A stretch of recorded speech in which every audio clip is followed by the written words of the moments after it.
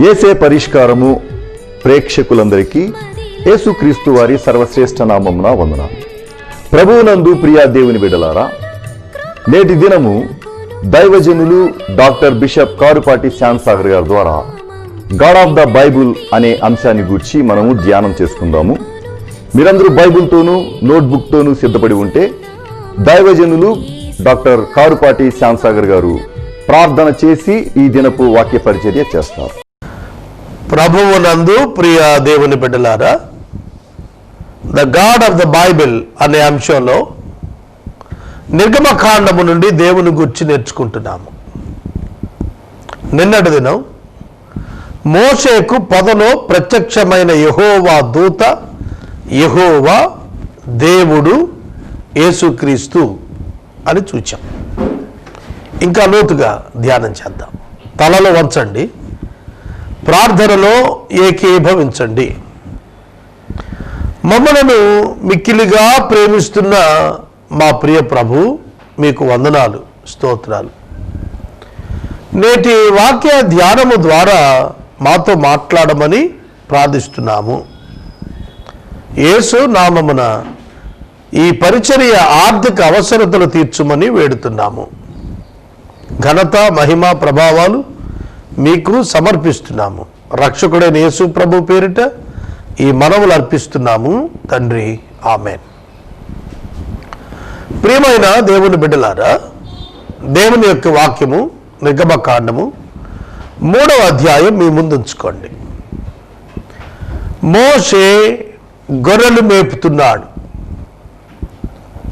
40 సంవత్సరములు మిద్యానులో ఇత్రో యొక్క మందలు మేపుతున్నాడు. దేవుని సమయము ఆసన్నమైనది. ఇశ్రాయేలు ప్రజలను తన వాగ్దానముల చొప్పున ఒక రక్షకుని నియమించి విమోచించు కాలం ఆసన్నమైనది. ఆ కారణం చేత ఆ రక్షకుడిగా ఉండుటకు దేవుడు మోషేను ఏర్పాటు చేసుకున్నాడు. పరలోకమందు ఆసీనుడై ఉన్న దేవునికి ఐగుప్తు దేశము నుండి ఇశ్రాయేలీయుల యొక్క మొర వెళ్ళినది. దేవుడు విన్నాడు, దేవుడు చూచాడు, దేవుడు ఎరిగి ఉన్నాడు, దేవుడు దిగి వచ్చాడు. ఇదంతా ఒక చైన్. ప్రార్థన విన్నాడు, ప్రార్థన అంగీకరించాడు, ప్రార్థనను అంగీకరించిన దేవుడు చూడగా అవి వాస్తవమని గ్రహించి విడిపించుటకు ఏతెంచాడు. దేవుడు యెహోవా దూతగా ప్రత్యక్షమయ్యాడు. పొద మధ్యలో యెహోవా దూత ఉన్నాడు. మోషేకు అగ్ని కనబడుతోంది. యెహోవా దూత పొదలో నుండి మోషేను పిలుస్తూ మాట్లాడుతున్నాడు. జాగ్రత్తగా వినండి. మోషేకి పొదలో కనపడినది అగ్ని, కీలలు, దహించుచున్న అగ్ని కీలలు, దహింపబడని పచ్చని పొద. విచిత్ర వింత అనుభవంలో మోషే మోషే అని వాక్కు వినబడుచున్నది. యెహోవా దూత ఎవరు అనగా వాక్యము. వాక్యము.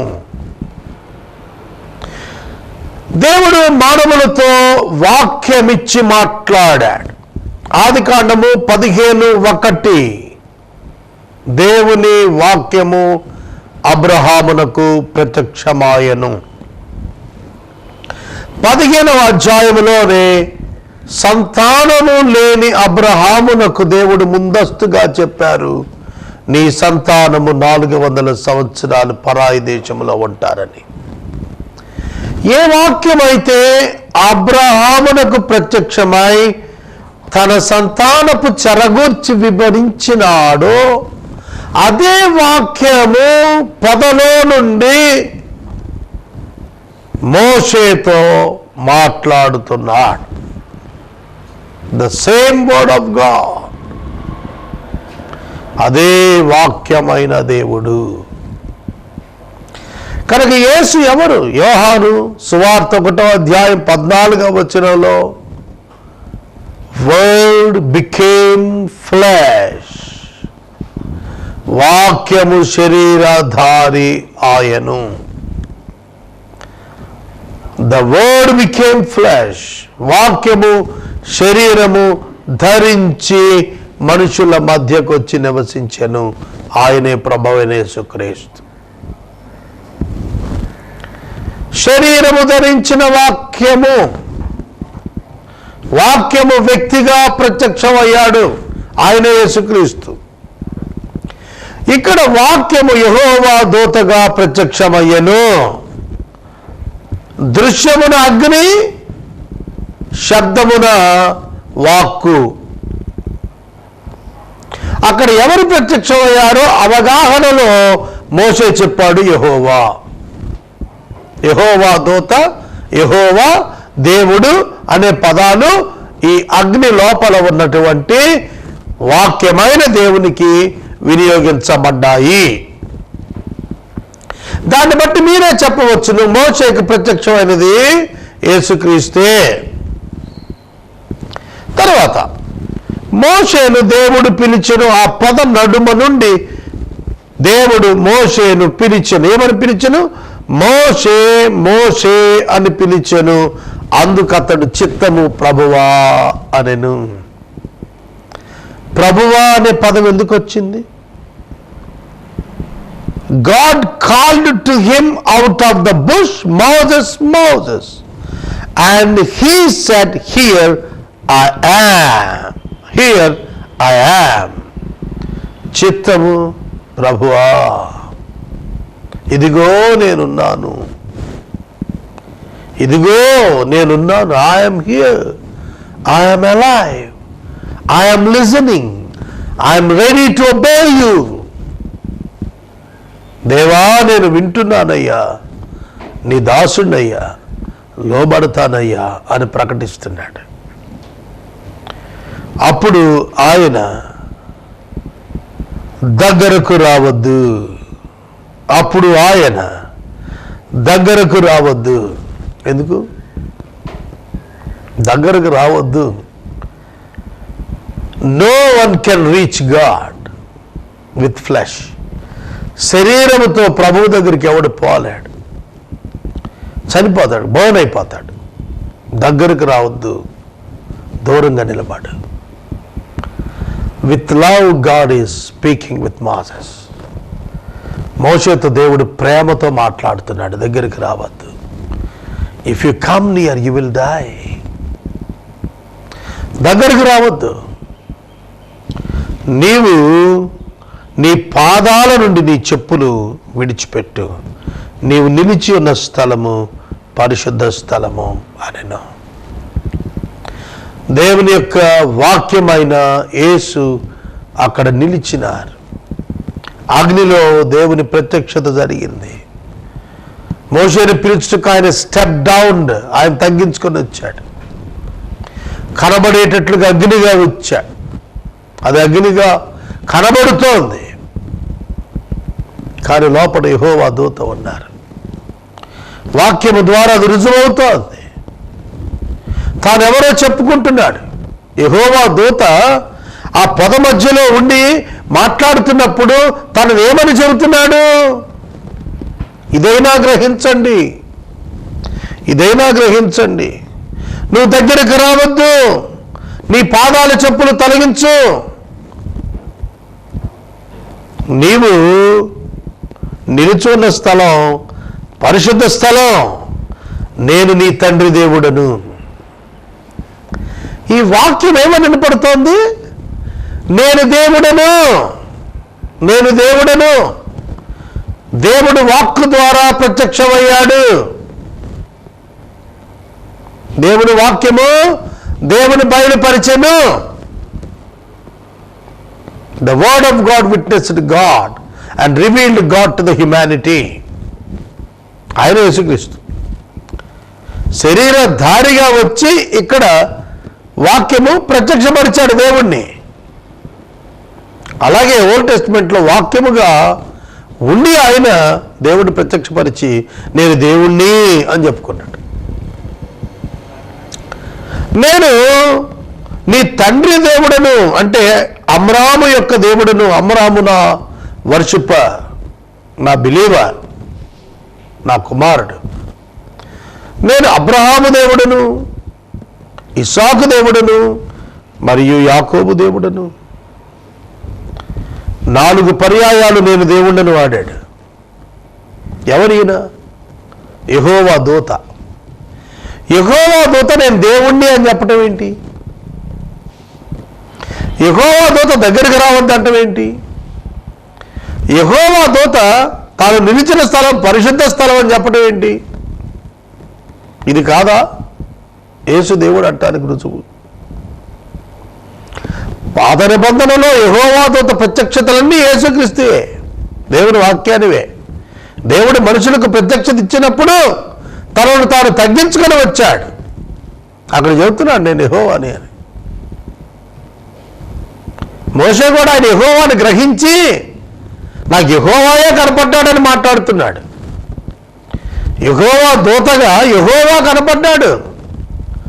వాక్కుగా దేవుడు నాతో మాట్లాడాడు అని మోషే చెబుతున్నాడు డైరెక్ట్గా. మోషేని నమ్మిన వారికి ఎందుకు నమ్మరు మోషే మాటను? ఆలోచించాలి, ఒక పర్యాయమైన ఆలోచించాలి. నేను నీ తండ్రి అబ్రహాము దేవుడను, అబ్రహాము దేవుడను, ఇస్సాకు దేవుడను, యాకోబు యొక్క దేవుడను. జనరేషన్స్ మీరు చూడండి. క్రీస్తు పూర్వం 2000 సంవత్సరాలప్పుడు అబ్రహాము, క్రీస్తు పూర్వము 1450 సంవత్సరాలు అప్పుడు మోషే. ఒక 80 ఏళ్ళు వెనక్కి వెళ్ళండి, లేదా ఒక 120 ఏళ్ళు వెనక్కి వెళ్ళండి. ఇద్దరికి మధ్య సుమారుగా 350-400 సంవత్సరాల వ్యత్యాసం ఉంది. అబ్రహాం మొదలుకొని మోషే దగ్గరికి 400 సంవత్సరాలు వ్యత్యాసం ఉంది. మరి అటువంటప్పుడు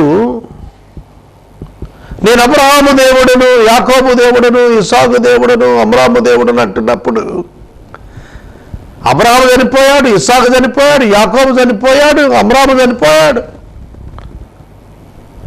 మోషే నేను ఇప్పుడు నీకు దేవుడిని. జనరేషన్స్ మే పాస్ ఆన్, తరాలు వెళ్ళిపోతున్నా, తరాలు గతించిపోతున్నా దేవుడు వారి దేవుడిగా వారితో ఉన్నవాడు ప్రస్తుత తరంతో కూడా మాట్లాడుతున్నాడు. ఈ సత్యాన్ని మనం గుర్తెరగాలి. ఈనాడు యేసుక్రీస్తు ప్రభువుగా మనకు ప్రత్యక్షమై ఆయన దేవుడిని మనకు కనపరిచాడు. ఆనాడు అగ్ని పొదలో కనపడి మోషేతో మాట్లాడి తనను ప్రత్యక్షపరుచుకున్న ఆ దేవుడే శరీరధారిగా మనకు ప్రత్యక్షమై దేవుణ్ణి కనపరిచాడు. Jesus revealed God to us. Jesus established the relationship with God with us. దేవునితో మన సంబంధాన్ని యేసుక్రీస్తు కలుగు చేశాడు. ఇది మీకు అర్థమైందా? దానికి మోషే వెంటనే భయపడి అటువైపు చూచుటకు వెరచెను భయపడ్డాడు. ఎప్పుడైతే నేను దేవుణ్ణి అని చెప్పేసిందో ఆ స్వరం, ఇక్కడ చూడటానికి భయపడి మొహం తిప్పేసుకున్నాడు. దేవుని చూస్తే ఎవడు బతకడని మోషకు కూడా తెలుసు. దేవుని చూడటానికి తన యోగ్యుడు కాదు, అటువైపు శిరస్సు ఎత్తుటకు యోగ్యుడు కాదని తెలుసు. ఎనీ హ్యూమన్ బీయింగ్, ఏ మానవుడైనా దేవుని ఎదుట తన తల ఎత్తుటకు సరిపోయిన వాడు కాడు. మరియు యెహోవా ఇట్లనెను, కన్వర్సేషన్ ఇస్ గోయింగ్ ఆన్, సంభాషణ సాగుతోంది. మొహం తిప్పుకున్నాడు కానీ చెవులట్టే పెట్టాడు. మరియు యెహోవా ఇట్లనెను, నేను ఐగుప్తులో ఉన్న నా ప్రజల బాధలను నిశ్చయంగా చూచి తిని, పనులలో తమ్మును కష్టపెట్టి వారిని బట్టి వారు పెట్టిన మొరలు నేను వింటిని. వారి దుఃఖములు నాకు తెలిసే ఉన్నవి. కాబట్టి ఐగుప్తీయుల చేతిలో నుండి వారిని విడిపించుటకును ఆ దేశములో నుండి విశాలమైన మంచి దేశమునకు అనగా కనానీయులు, హిత్తీయులు, అమోరీయులు, పెరిజ్జీయులు, హివ్వీయులు, యబూసీయులకు నివాస స్థానమైన పాలు తేనెలు ప్రవహించు దేశమునకు వారు నడిపించుటకును దిగి వచ్చి ఉన్నాను. He declared the mission. Simple. నేను దిగి వచ్చేసాను, ఇక నేను వెళ్ళే పని లేదు, వీళ్ళతోటే, వీళ్ళ మధ్య ఉంటా, వీళ్ళతోనే నడుస్తా, వీళ్ళని విమోచిస్తా, వీళ్ళని విడిపిస్తా, వీళ్ళని నడిపిస్తా, వీళ్ళకి అద్భుతాలు చేస్తా, వీళ్ళని గమ్యానికి చేరుస్తా, ఈ చెరలో నుండి స్వతంత్ర దేశానికి తీసుకెళ్తా, ఈ ఇనుప కొలిమి నుండి మంచి దేశానికి తీసుకెళ్తా, అక్కడ పాలు తేనెలు కలిపి ప్రవహిస్తాయి, ఆ దేశానికి తీసుకెళ్తా. మేము ఐగుప్తు దేశం మే మాసంలో వెళ్ళాం, ఒక 4 రోజుల క్రితం. ఈ దినాలు ఒక నెల క్రితం మేము అక్కడే ఉన్నాం. ఆ దేశంలో ఐగుప్తు శాపం స్పష్టంగా కనపడింది. పాలుతేనెలు ప్రవహించే దేశంగా చెప్పబడిన ఇజ్రాయేలు వాగ్దాన భూమిగా గుర్తించబడింది ఈజీగా. ఈ రెండింటి మధ్యలో ఉన్నటువంటి దూరం 700 కిలోమీటర్ల పైగా అరణ్యంలో ఎడారుల్లో పడి మార్గాలు వేయబడ్డాయి. ఇప్పటికీ ఈ చరిత్ర అంత వాస్తవం నెరవేరింది.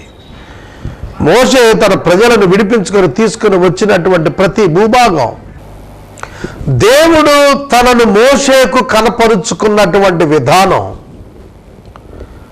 వాక్కు ప్రత్యక్షమై మోషే నేను దేవుడను, యెహోవా దూతగా గ్రహింపుకు మీకు కనపడిన నేను యెహోవాను, నేను దేవుణ్ణు అని స్పష్టంగా చెప్పాడు. అంతే, మోషే అటు చూడటం మానేశాడు. చాలా స్పష్టంగా దేవుడు మాట్లాడుతున్నాడు. ఐగుప్తు చెరలో నుండి నా ప్రజలను విమోచించుటకు నేను దిగొచ్చాను, నేను వారి బాధలు చూచాను, వారి మొరలు విన్నాను, వారి దుఃఖాలు నాకు తెలిసాయి, కాబట్టి విడిపించడానికి వచ్చాను. ఒక ప్రధాన సత్యం, ప్రతి మానవుడు తెలుసుకోవలసిన ప్రధాన సత్యం, ఎవరి మొర వింటాడో దేవుడు, ఎవరి కన్నీరు చూస్తాడో దేవుడు, ఎవరి యొక్క మనవి వింటాడో దేవుడు, ఎవరి దుఃఖములు చూస్తున్నాడో దేవుడు, ఆ సందర్భాన దేవుడు ఖచ్చితంగా పని చేస్తాడు, దిగొస్తాడు, వారికి సహాయం చేస్తాడు. ప్రియమైన దేవుని బిడ్డలారా, పాత నిబంధనలో అబ్రహామును బట్టి ఆ యొక్క దేశమును ఇజ్రాయేలును జ్ఞాపకం చేసుకున్నట్లుగా ప్రభువైన యేసుక్రీస్తు నందు మానవునికి దేవుడిచ్చిన వాగ్దానమైన రక్షణను బట్టి నీకు ప్రత్యక్షం అవుతాడు. నిన్ను దేవుడు తన వాక్యము ద్వారా దర్శిస్తాడు. ఇవాళ పొదలో కనపడడు, అగ్నిలా నీకు కనపడడు, నీ చెవులకు స్వరమిచ్చి వినపడడు. నీకిచ్చిన దైవ వాక్యము నుండి పరిశుద్ధాత్మను ద్వారా నీ అంతరంగము లోపట మెల్లని స్వరముతో మాట్లాడుతాడు. ఇవాళ చాలా మంది మోసే కనపడేట్టు నాకు కనపడు అనుకుంటారు. అది తప్పిదం, అది కాదు, ఆ కాలము కాదు. ఇది కుమారుడైన క్రీస్తు ద్వారా దేవుడు రక్షణ స్థాపించాడు. కాబట్టి ఆయనను గుర్చినటువంటి విశ్వాసము నీ యందు జనించినప్పుడు నీ జీవితం మార్పు నందుతుంది, విడుదల నందుతావు. పాత నిబంధనలో ఐగుప్తు నుండి వారిని విడిపించటానికి వచ్చిన అదే దేవుడు పాపము నుండి మానవ జాతిని విడిపించడానికి రక్షకుడైన యేసుక్రీస్తుగా ఈ లోకమునకు వచ్చి ఆయన శిలువ మరణము ద్వారా మానవులకు పాప క్షమాపణను ఏర్పాటు చేశాడు. సహోదరుడా, సహోదరి, it's nothing but a symbolic incident. మోషేకు కనబడుట, ఐగుప్తీయుల విమోచన, ఐగుప్తీయులను పాలు తేనెలకు ప్రవహించు దేశమునకు చేర్చుట, ఇవన్నీ కూడా యేసుక్రీస్తు నందు పాప క్షమాపణను విశ్వాసము ద్వారా కలిగేటువంటి నిత్య జీవమును వివరించుటకు ముందస్తుగా ఛాయగా వివరించబడిన చారిత్రాత్మక ఘట్టాలివి. ఇది మనం గ్రహించినప్పుడు the God of the Bible is nothing but Jesus అని మనకు అర్థమవుతుంది. వారి దుఃఖము నాకు తెలుసు, వారి కన్నీరు తెలుసు, వారి మొర నాకు వినబడింది. నేను దిగి వచ్చాను, వాళ్ళను నేను స్వయంగా 6 జాతులు నివసిస్తున్న పాలు తేనెలు ప్రవహించు కనాను దేశమునకు నేను నడిపిస్తాను. మంచి దేశానికి తీసుకెళ్తాను, మంచి దేశానికి తీసుకెళ్తాను. వాళ్ళను ఈ చెర నుండి విడిపిస్తాను, నడిపిస్తాను, చేరుస్తాను. అర్థమైందా? దానికి ప్రభు చెబుతున్నాడు, ఇశ్రాయేలీయుల మొర నిజముగా నా యొద్దకు చేరినది, ఐగుప్తుల వారు పెట్టిన హింస చూచాను, కాబట్టి నీవు రమ్ము, నిన్ను ఫరో యొద్దకు పంపెదను. చూడండి, దేవుడు చెబుతున్నాడు, come I will send you to Pharaoh that you may bring my people. నా ప్రజలను విడిపించి తీసుకుని రావటానికి, ఫరో దగ్గరికి వెళ్ళటానికి నేను నిన్ను పిలుస్తున్నాను. You come to the partnership with me in my redemption plan. నా విమోచన పథకంలో రావయ్యా మోషే, నేను వచ్చాను కదా, నేను తీసుకెళ్తాను ఫరో ఎదుటికి నిన్ను, నువ్వు రావాలి అని పిలిచాడు. It is nothing but the part of the evangelist, A call of evangelist. దేవుడు సువార్తికునిగా నన్ను పిలిచాడు, నేను ప్రజల యొద్దకు వెళ్ళి సువార్త ప్రకటించాలి, పరిస్థితులు ఏమొచ్చినా. అప్పుడు దేవుడు ప్రజలను విమోచించి వాళ్ళను నిత్యరాజ్యానికి చేరుస్తాడు. ఆ కాన్సెప్ట్ ఇక్కడ పెడుతున్నాడు దేవుడు మోషే దగ్గర. మోషే, కాగా ఈ కారణం చేత నీవు నా దగ్గరికి రా, నేను నిన్ను పంపిస్తున్నాను. ఎక్కడికి? ఫరో దగ్గరికి నేను నిన్ను పంపిస్తున్నాను. కాబట్టి ఇశ్రాయేలీయులైన నా ప్రజలను నీవు ఐగుప్తు నుంచి తోడుకొని వెళ్ళాలి. అందుకు మోషే, నేను ఫరో యొద్దకు వెళ్ళుటకు, ఇశ్రాయేలీయుల ఐగుప్తులను తోడుకొని పోవటకు ఎంతటి వాడను అని దేవుని తనగా కన్వర్సేషన్ జరుగుతోంది, డిస్కషన్ జరుగుతోంది, సంభాషణ జరుగుతోంది. దేవా, ఐగుప్తుకి వెళ్ళటానికి కానీ, ఫరో ముందు నుంచోటానికి కానీ నేనెంతటి వాడినయ్యా, గొర్రెలు మేపుకునేవాడిని, నాకేం తెలుసు. కనుక నేనెంతటి వాడును? అవును, మన వైపు మనం చూసుకుంటే అగమ్య గోచరం. నేను ఒక్కోసారి ఏసే పరిష్కారం నిర్వహించేందుకు ఎపిసోడ్స్కి డబ్బు కట్టాల్సి వచ్చినప్పుడు నా ప్రయత్నం కోసం నేను నిలబడాలని తలంపుకి వెళ్ళినప్పుడల్లా అనుకునేవాడిని, దేవా నేను ఎంతటి వాడిను, whom I can convince, నా మాట ఎవడంటాడు, నేను ఎప్పుడు చెప్తాను, నేను ఎవరిని ఒప్పించగలుగుతాను, నేను ఎవరిని ఒప్పించగలుగుతాను సేవ కోసం, నా శక్తే పాటిది. అనేక ఆలోచనలు ముసురుకుంటాయి. నిజమే, నేనేమి చేయలేను, అది నాకు తెలుసు.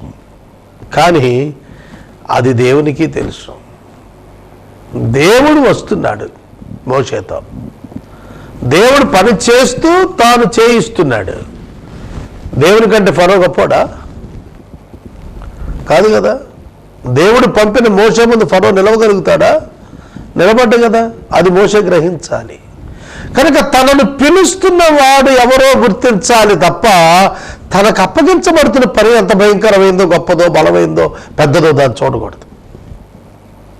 ఈ పాఠం ఇక్కడ దేవుడు మోషేకి నేర్పించబూనాడు. ఏమని నేర్పిస్తున్నాడు?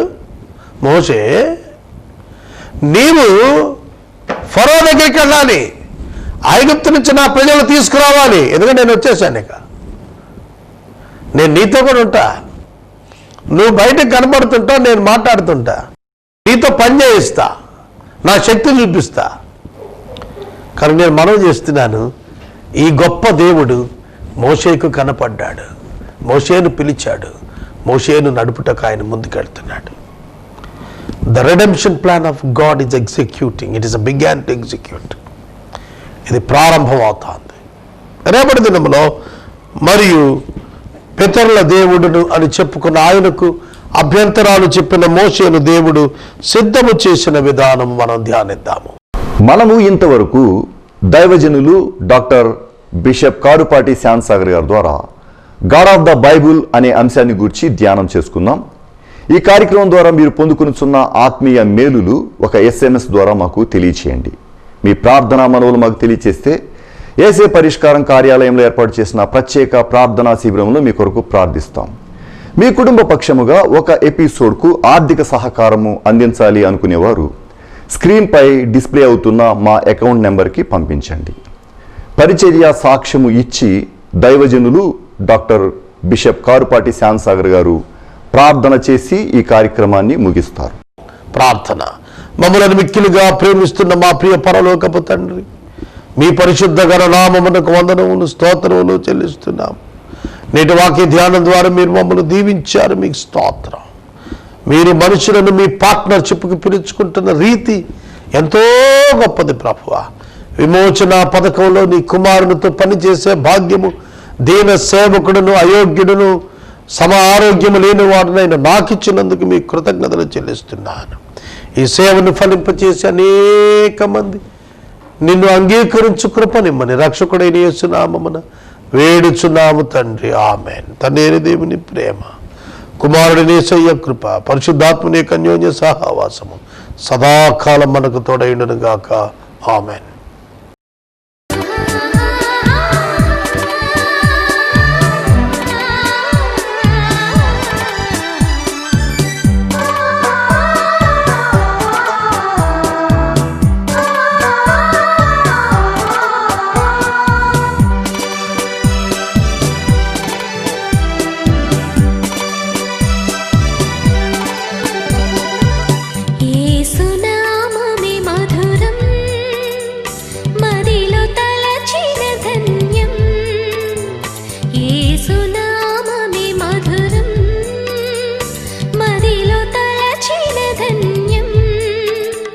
వెతలు